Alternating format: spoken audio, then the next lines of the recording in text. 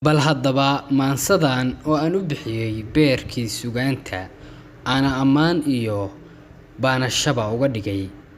waa beerkii sugaanta waa Hadraawiye waxaan tiriyay 21 February 2021 kadib markii aan dhageystay maansadii aadka u baaxadda weyneed ee ahayd tuka baalcad oo uu tiriyay abwaan Hadraawi